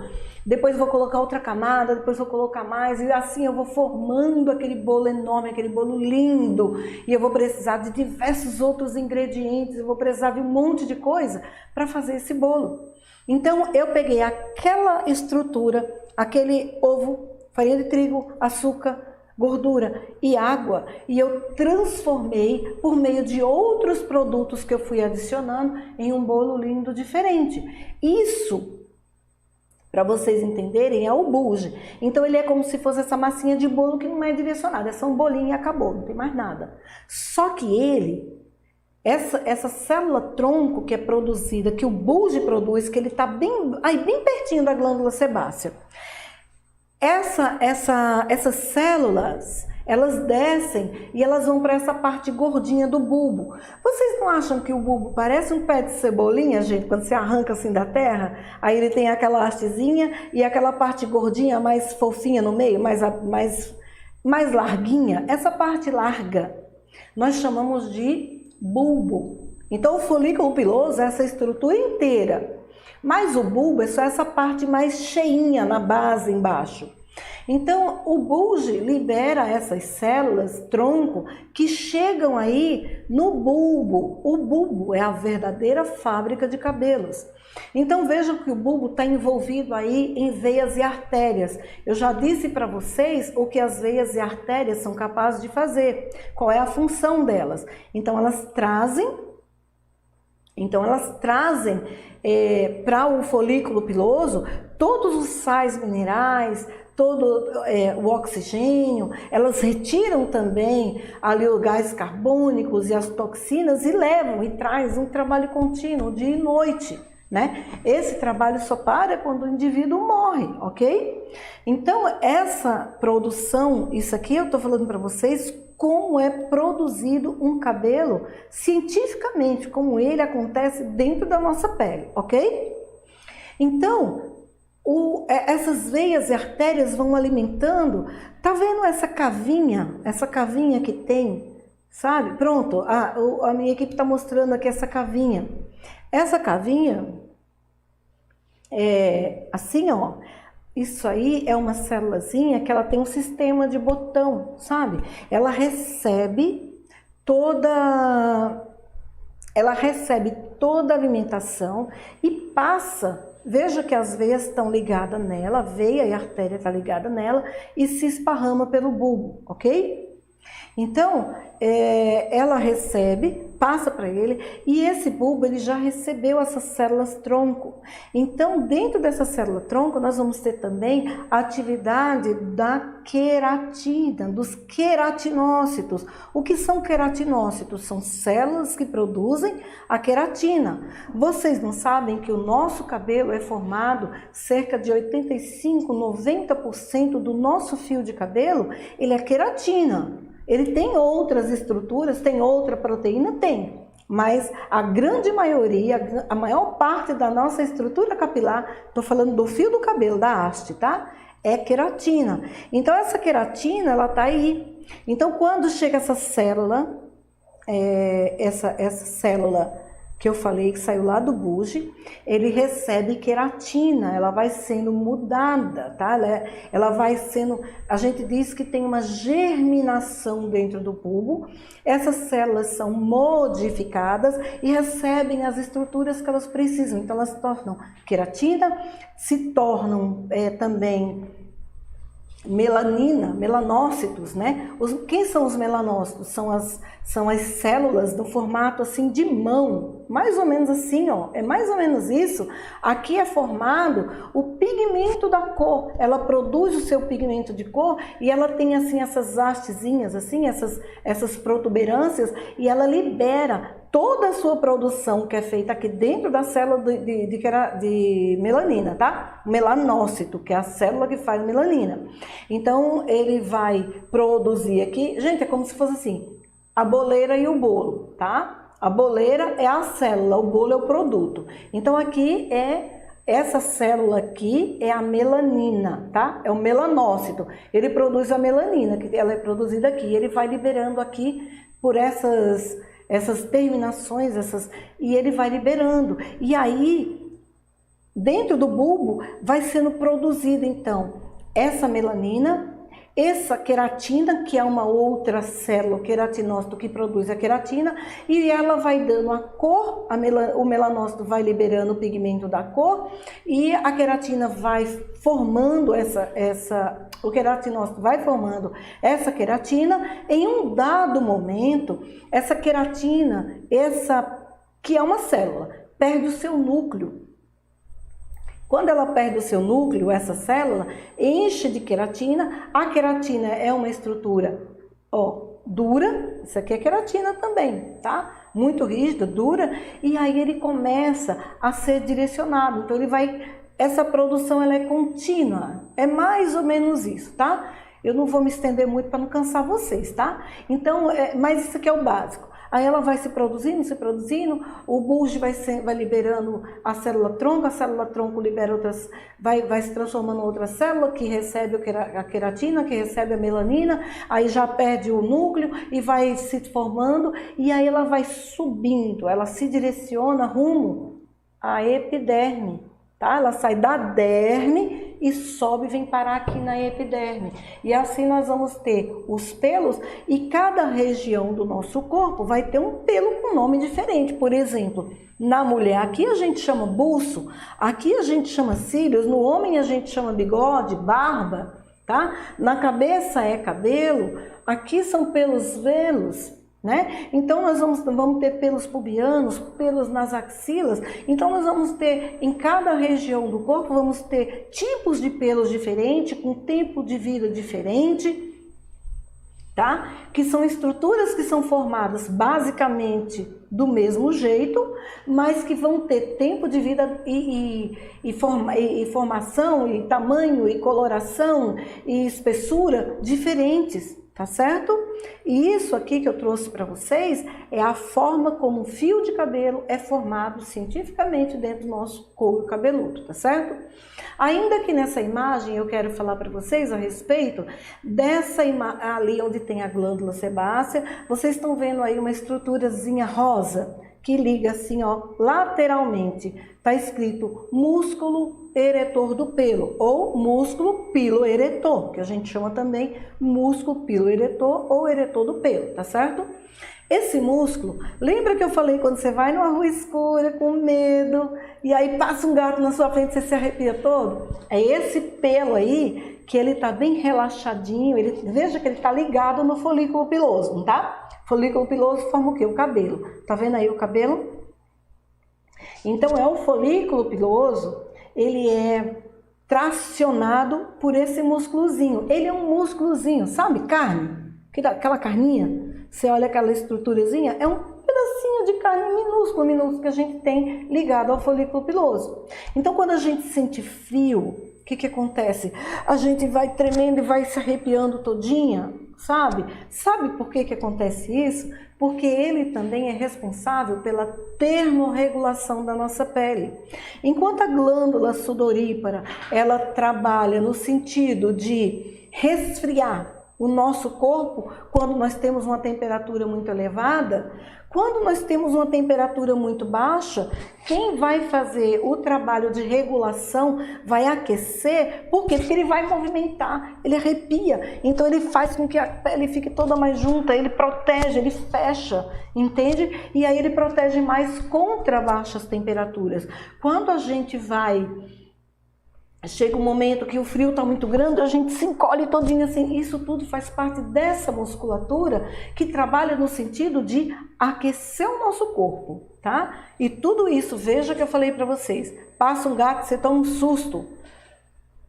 Você ouve, sei lá, você vê um filme, uma novela, uma imagem, alguém que você vê assim, que você se emociona e você se arrepia todo.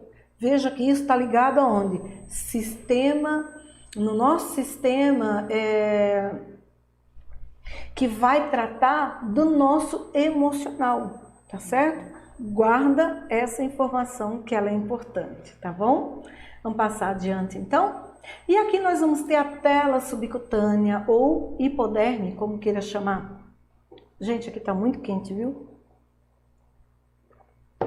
A tela subcutânea é uma camada de gordura com função de isolamento do corpo contra o calor e o frio, proporcionando uma cobertura protetora com capacidade de armazenamento de energia em células vivas, denominadas células adiposas, unidas entre si por um tecido fibroso.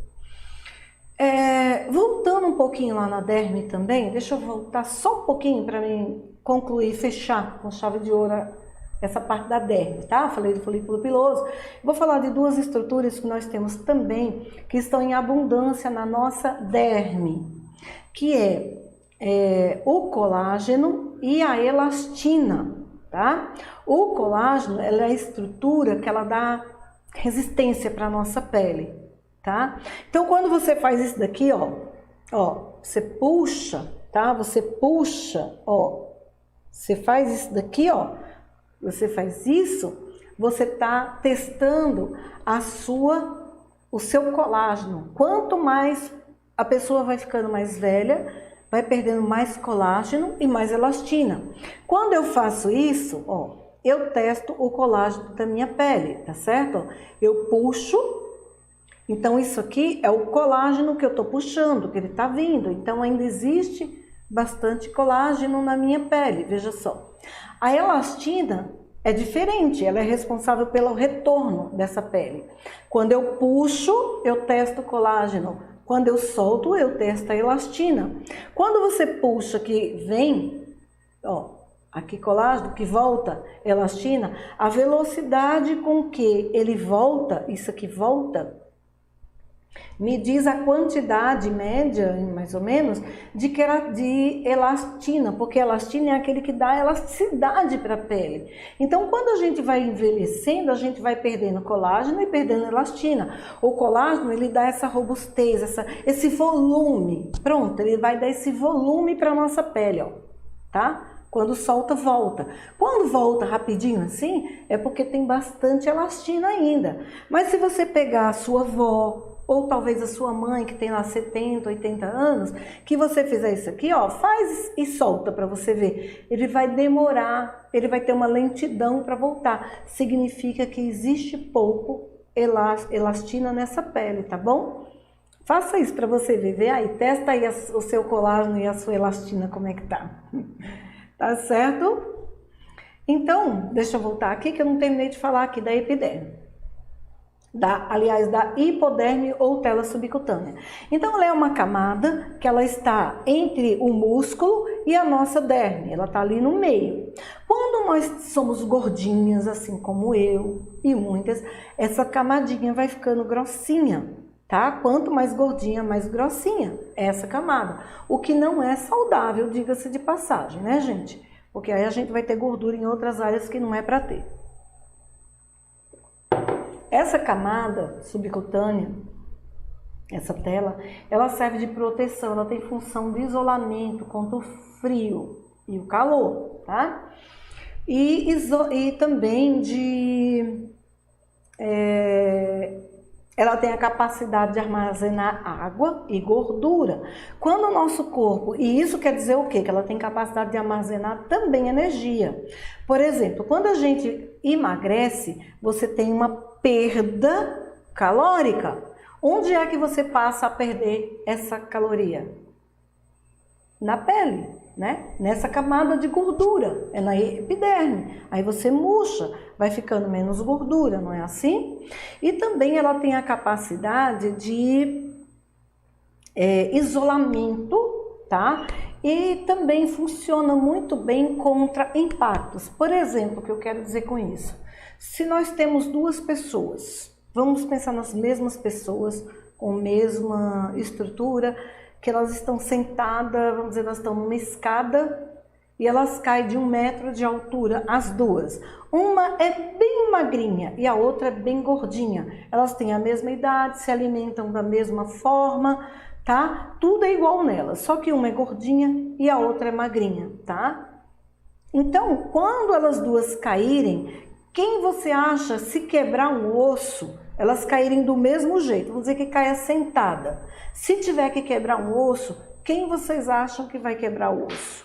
É a pessoa mais magra, porque a gordinha tem o quadril mais rechonchudo, tem o bumbum bem cheio de gordura, e isso acaba servindo de... Tá já acabando, tá?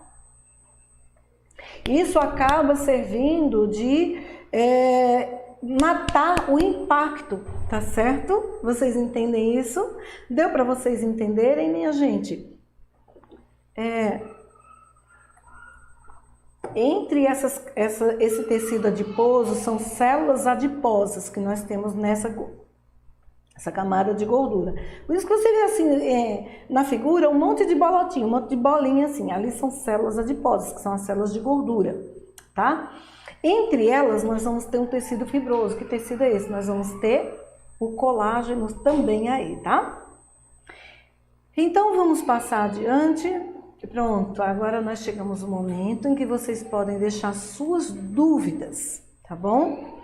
E para você que não conseguiu assistir essa aula, eu vou pedir a você que você vai assistir, você vai ter dúvidas, não deixa a dúvida aqui no YouTube, tá? Deixa a dúvida, traz a sua dúvida lá para o grupo do WhatsApp, porque pode ser que passe desapercebido aqui, tá bom? Mas lá no grupo do WhatsApp eu vou estar mais ligada, tá certo? Tem alguma dúvida? Tem alguma pergunta? Não tem dúvida? Não tem nenhuma pergunta? Pronto, então minha equipe disse que não existe nenhuma dúvida e aqui eu me despeço de vocês. Agradeço muito vocês pela confiança, espero que essa aula tenha sido bastante esclarecedora e vamos nos preparar para a próxima aula, terça-feira. Tá bom, minha gente? Fiquem com Deus, boa noite e boa semana para vocês.